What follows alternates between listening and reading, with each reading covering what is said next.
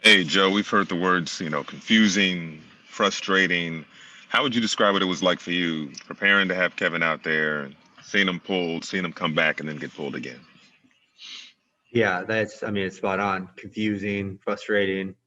I mean, it's bizarre. Right? And then for him to not start and then be able to come in, play, and then be taken out again, it really just doesn't make any sense.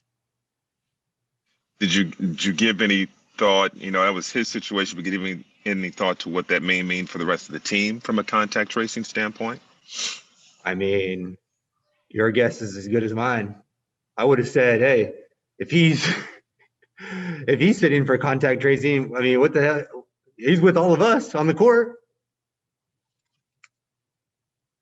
Go to Brian Lewis with the New York Post. Joe, on a quasi-related note, I mean, when you see something like this happen, where a guy can't play and then is out there playing and then yanked off the court, does this exacerbate any concerns that players have about the whole idea of having an all-star game? I mean, that's like a whole other can of worms. I mean, it's not really my problem. Like, there's a lot of the guys that are actually all stars I feel bad for. I mean, yeah, it's just a lot. It's a lot of stuff where it really doesn't make that much sense. But I'm not the one making the decisions. I just work here. Malika Andrews, ESPN. Hey, Joe, I mean, you don't make the decisions, you just work here. Is this one of those times, though, where you would like the NBA to kind of take some feedback from players on how this feels to be put in the situation where you guys lost this game? This is a game that, as James Harden points out, it counts towards your standings and what you guys are Oh trying to my build gosh, here. yeah. Like if for whatever reason, hopefully it doesn't come to this, but say it comes down to one game later on in the season. I mean, we're trying to win every game. We're trying to find our rhythm as a team, have some continuity. And obviously, there's a number of things that are out of our control. And we're trying our best to deal with everything like every other team in the league. But this instance seems a little different.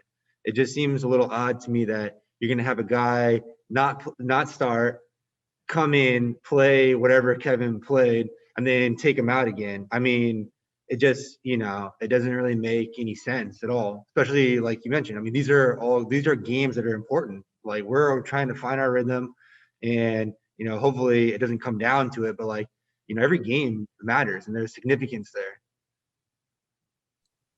Alex Schiffer, The Athletic.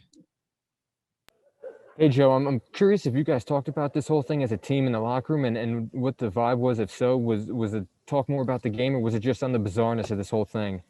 Yeah, it wasn't really like addressed. Obviously it was a tough game. I mean, Toronto's a good team, and they made some big plays down the stretch. But a lot of the talk was really just, getting ready to move on and get ready for Philly. I mean, tomorrow night's another tough game. But obviously, yeah, the frustration and all that stuff is there because now Kevin is probably going to have to, I don't know what the rules and everything are, but I'm assuming that he's going to be the same thing that he had the last time where he had to sit for a week or whatever it was. So, I mean, it's tough, and it sucks for him too. I mean, the guy doesn't even have positive tests. So it's like, yeah. Christian Winfield, New York Daily News.